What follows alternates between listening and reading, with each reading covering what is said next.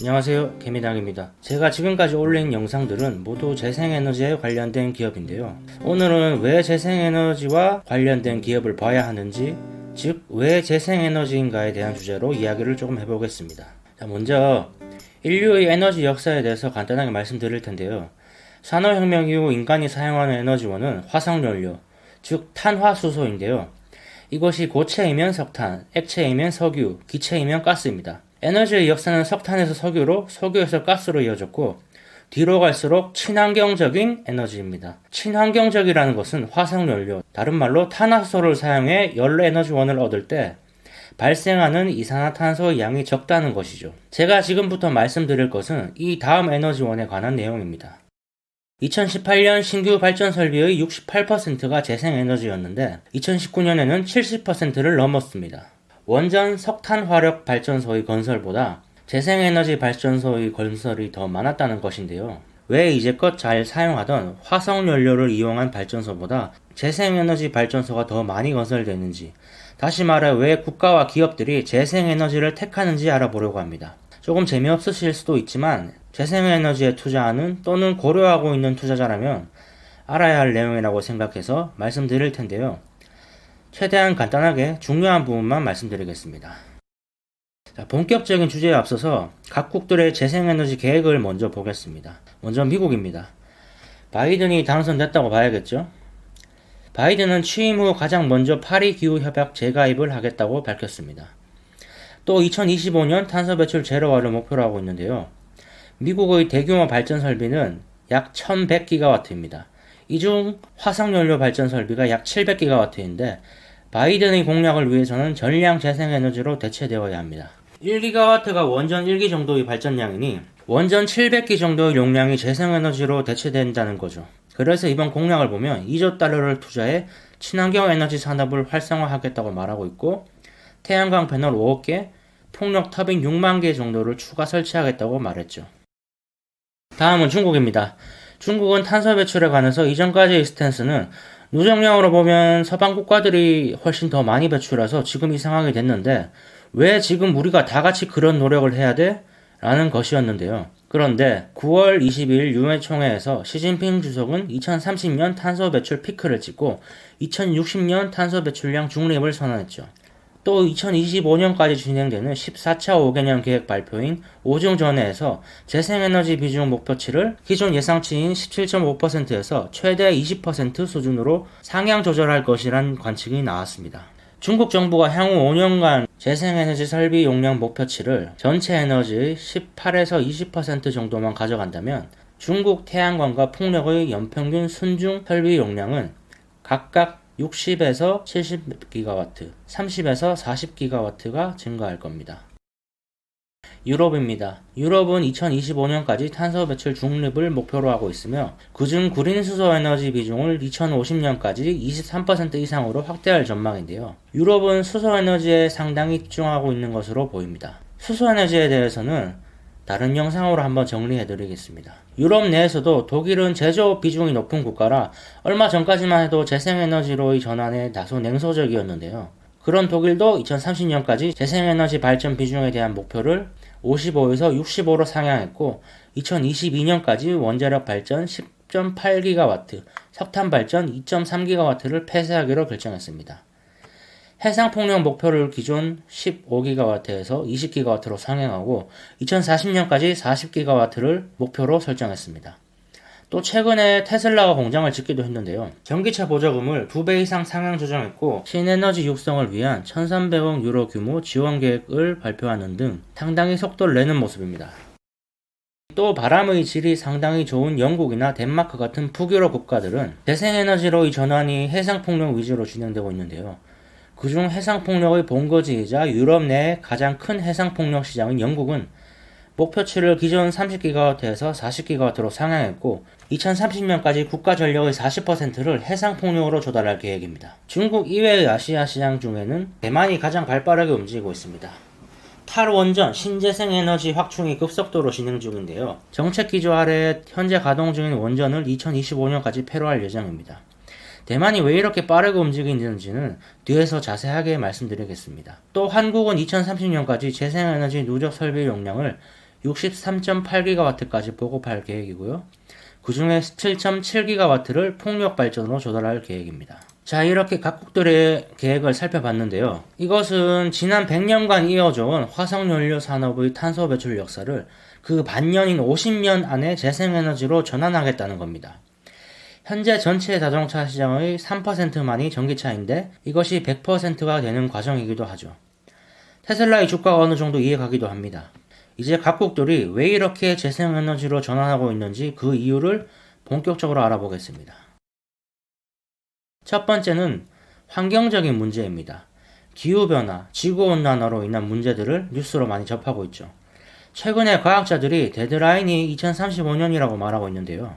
현재 상황에서 극적인 변화가 없이 2035년이 지난다면 이제 기후변화는 인간이 어떤 노력을 하더라도 인간의 힘으로는 되돌릴 수 없게 된다고 말하고 있습니다. 이러한 말을 믿지 않는 사람들이 많다는 것을 알고 있습니다. 대표적인 인물이 바로 트럼프죠. 자, 그런데 우리가 이 기후변화의 진실 여부를 논하기보단 실제로 많은 국가들이 이런 환경 문제의 심각성을 느끼고 정책적으로 대응을 하고 있다는 사실이 중요하죠. 사실 여부의 판단은 과학자들에게 맡기고 우리 투자자는 어떻게 대응해야 할지 고민해야 한다고 생각합니다. 두 번째는 앞선 내용들과 바로 연결되는 건데요. 앞서서 각 나라들의 탄소 배출 감소 계획을 봤었죠. 그 계획의 한쪽에는 탄소 배출을 지속하는 기업에 대한 규제가 있습니다. 탄소 배출 가격의 상승이나 유럽에선 탄소 배출이 많은 기업에게 관세를 부과하겠다는 내용인 탄소 국경세 도입까지 계획하고 있는 상황입니다. 우리나라에서 장사하고 싶으면 탄소 배출하지 말고 재생에너지로 생산한 제품만 팔아 라고 글로벌 대기업들에게 말하고 있는 거죠. 때문에 글로벌 밸류체인의 가장 상위 업체들이 R200에 가입하고 있는 상황이죠. 여기서 R200은 리뉴어블 에너지 100%, 자신들의 제품을 생산하는데 100% 친환경 에너지를 사용하겠다는 것인데요. 당연히 그 기업에 납품하는 기업 역시 계속 납품하기 위해서는 같이 R200에 들어갈 필요가 있죠. 국가, 글로벌 상위 기업, 하위 기업으로 이어지는 재생에너지로의 대전환이죠. 앞서서 대만이 재생에너지로의 전환이 상당히 빠르게 진행되고 있다고 말씀드렸는데요. 대만은 IT 산업의 비중이 높은 국가죠. 파운드리 글로벌 1위인 TSMC가 있기 때문인데요. 이 TSMC의 고객사는 대부분 글로벌 빅테크 기업이죠. 이들은 대부분 R200 가입 기업이니 TSMC가 있는 대만은 빠르게 변화할 수밖에 없는 것입니다. 다른 예로 애플이 R200을 선언한 후 우리나라의 하이닉스도 바로 따라 선언을 했었죠. 대만은 빠르게 대응을 하고 있는 중이고요. 그렇지 않은 경우도 있는데요. 우리나라입니다. 우리나라 배터리 업체들이 글로벌 경쟁력이 있다는 것은 다들 아시죠? 그들의 고객사는 글로벌 전기차 회사인데 전기차는 당연히 재생에너지로 만들어야 합니다. 그래야 완전한 친환경 자동차인 것이고 그래야 각국들의 제재에 걸리지 않게 되죠. 전기차 공정을 짓고 나서 제일 먼저 하는 것이 재생에너지 공급사와 재생에너지 구매 계약을 하는 것입니다. 그래서 그 밑단인 배터리 업체들도 재생에너지를 사용해야 하는 상황인데 우리나라에서는 친환경 에너지 비중이 워낙 낮다 보니 우리나라 배터리 업체들은 친환경 에너지를 사용해서 공정을 돌릴 수 있는 해외의 공정을 주로 짓고 있는 상황입니다. 우리 배터리 업체들이 글로벌 선도 업체들이고 엄청난 수주를 받고 있지만 국내의 고용 효과는 적은 그런 상황이 되는 것이죠. 그래서 최근에 한국도 빠르게 친환경 에너지 비중을 높이려는 노력을 하는 중인 것입니다. 자, 세 번째는 이건데요. 어찌 보면 가장 큰 원인이기도 합니다. 가격이 떨어졌다는 겁니다. 라자드의 조사 결과에 따르면 풍력과 태양광 등 재생에너지의 LCOE는 우리말로 균등화 발전 원가는 기술의 발전으로 점점 낮아지고 있는 추세인 반면에 화력은 환경 이슈, 원자력은 안전 이슈로 인해 원가가 조금씩 상승하는 추세입니다. 세계 원자력 산업 현황 보고서의 내용을 보면 미국 내 원전의 LCOE는 메가와트당 117달러에서 155달러로 증가한 반면에 태양광은 65에서 40달러로 육상풍력은 55에서 41달러로 감소했습니다. 미국 내 발전원별 LCOE는 보조금을 제외하더라도 재생에너지가 더 낮은 상황이죠. 다시 말하면 풍력, 태양광 에너지가 그리드 페리티에 도달했다는 것입니다. 이 LCOE는 국가별로 조금씩 다른데요. 지역마다 바람, 태양광의 질이 다르기 때문이죠. 중요한 것은 선진국들이 그리드 페리티에 도달하고 있다는 사실입니다. 독일의 경우엔 태양광의 LCOE는 57달러로 석탄의 114달러와 원자력의 229달러보다 경쟁력이 있죠. 또 기술 발전으로 많은 국가들이 그리드 페리티에 도달하거나 도달할 예정입니다.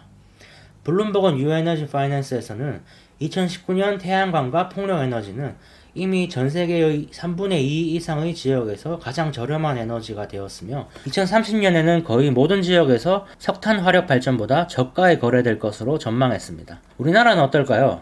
우드 맥킨지는 현재 아시아 태평양 지역에서 재생에너지 발전 비용이 석탄 발전 비용보다 16%가량 높고 재생에너지 발전 비용이 석탄 발전보다 저렴한 국가는 인도와 호주뿐이라고 말했는데요. 하지만 내년에는 한국의 재생에너지 발전 비용과 석탄 발전 비용이 처음으로 역전되는 데 이어 2030년이면 재생에너지 발전 비용이 석탄 화력 발전보다 30%가량 저렴해질 것으로 예상했습니다. 또 한국뿐만 아니라 아시아 태평양 대부분 국가에서 2030년까지 재생에너지 발전 비용이 석탄 발전 비용보다 평균 약 23% 낮아질 것으로 내다봤습니다. 국가별로는 2030년까지 석탄 발전 비용 대비 재생에너지 발전 비용이 대만은 30%, 중국은 40%가량 하락할 전망이며 인도와 호주는 각각 56%, 47% 낮을 것으로 분석됐다고 밝혔습니다. 이제는 태양광이나 풍력이 비싸서 못한다는 말은 진짜 옛말이 된 거죠. 왜 재생에너지인가? 네 번째입니다. 아시겠지만 코로나 팬데믹 이후에 각국들의 재정 정책이 이어지고 있는 상황이죠. 앞으로도 계속될 겁니다. 미국은 바이든의 계획에 따르면 2조 달러를 투자해 친환경 에너지 산업을 활성화하겠다고 했고 유럽은 7,500억 유로 규모의 경제 회복 기금을 합동 마련했습니다. 미국의 실업률은 9월 기준 7.9%이고 한국은 8월 기준 3.2%인데요. 미국은 실업수당 지급을 통해 소득과 소비 방어를 하고 있는 상황입니다.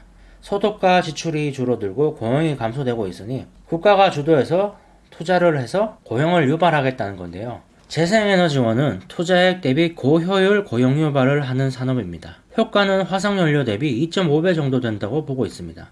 10억 원당 고용 창출 효과는 태양광 6.5명, 해상풍력 6.4명, 육상풍력 6.4명, 연료전지 6.3명인데요. 반면에 화석연료는 석탄 화력, 가스 화력 둘 다 동일하게 2.5명입니다. 실업률 해소를 위해서도 신재생 에너지 투자가 필요한 상황인 거죠.